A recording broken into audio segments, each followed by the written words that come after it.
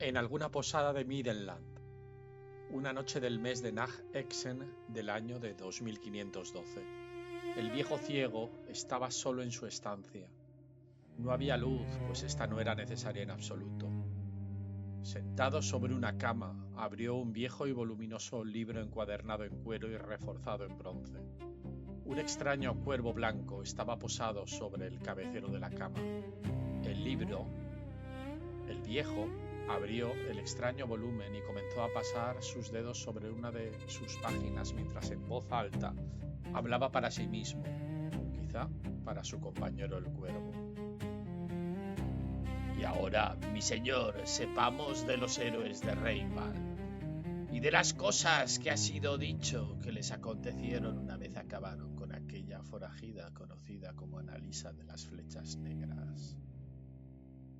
Marcharon a la capital del ducado, a Delbren, sede del duque Johannes y su corte, y allí, en ese ilustre palacio, maravillaron al duque con la historia de sus andanzas y la muerte de Annalisa.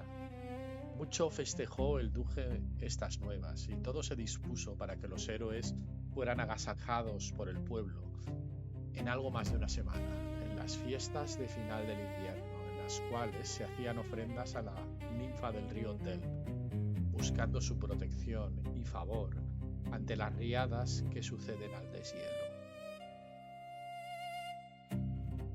Nuestros héroes pasaron días muy agradables en el palacio del duque, pero poco reseñable hay que decir de estas cosas, excepto por la llegada del conde Amadeus von Drakenberg unos días más tarde.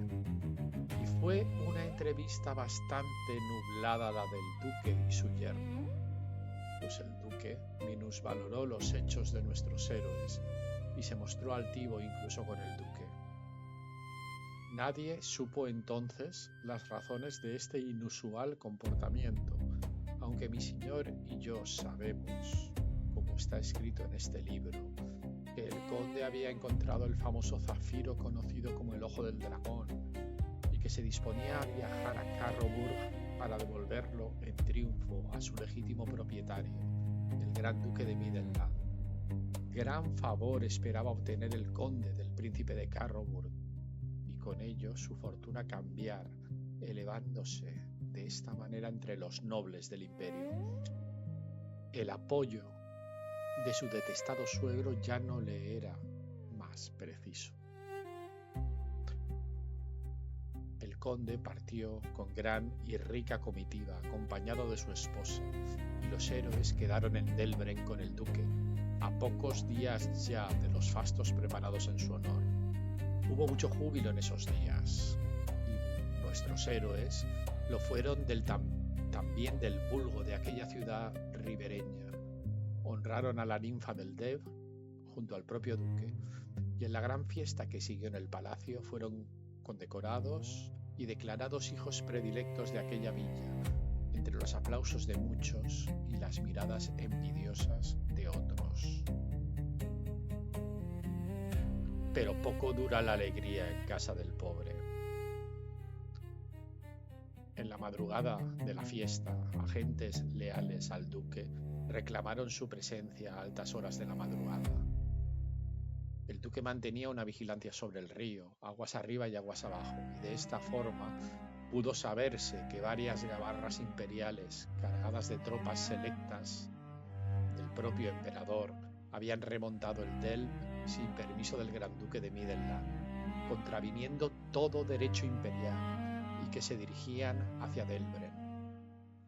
Solo una cosa podía traerlos a Delbren, contra todo derecho. Alguien había identificado al joven Joseph von Schadelfaust como Gerhard Jungfreud, y el emperador no iba a dejar escapar al hijo de su ahora mortal enemigo.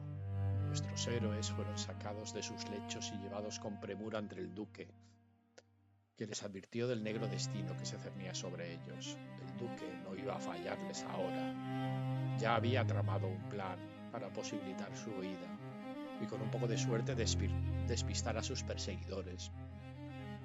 Mucho sospechaba el duque que la presente situación se debía a las intrigas de su yerno, pero no pudiendo hacer nada por el momento se limitaría a poner a nuestros héroes a salvo. Y en todo esto, mi señor, no iba desencaminado el duque, pues en efecto el conde Amadeus fue quien delató a Gerhard Jungfreud, aunque fue este fiel servidor de mi señor, yo mismo, quien realmente alertó al conde sobre la identidad de aquellos mercenarios que cazaran a la Lisa. El duque tramó un plan, alquiló una diligencia que llevó a agentes de su casa vestidos a la guisa de nuestros héroes en dirección a Middenheim. Partieron esa misma noche.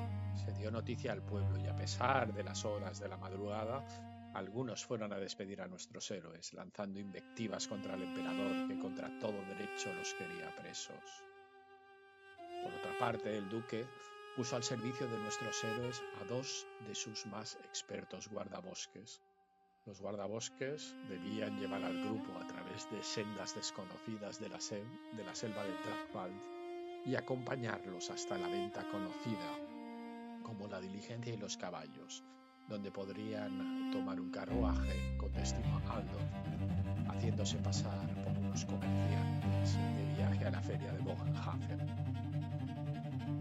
Su Alteza les recomendó intentar llegar hasta Oberreich, ahora que posiblemente Middenheim y Middenland se les había vuelto hostil. Lo más fácil era atravesar la propia sede y capital del emperador, Aldorf, ya que nadie les esperaría allí. Para ello redactó licencias falsas que les identificaban como comerciantes de Delbren. Y un consejo más les dio el duque, entregándoles un escrito que había sido colgado en algunas tabernas de Delbren. El príncipe Hergard von Tassenich, heredero del Principado de Osland, formaba una expedición en Aldorf, que pretendía partir a buscar algo impreciso en las montañas grises. Si seguían su consejo, se unirían a esa expedición con el fin de pedir ayuda al príncipe Hergard. De todos era sabido la enemistad entre el padre de Hergard y el emperador. Era muy posible que el príncipe tratara al hijo de Sigismund, Jungfreud, como un aliado y le ayudara a llegar junto a su padre, o al menos lo protegiera.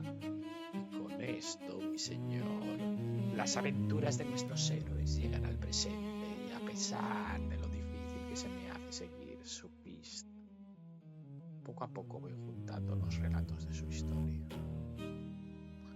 Y con una carcajada rota, cerró el libro y se dispuso para recibir el sueño.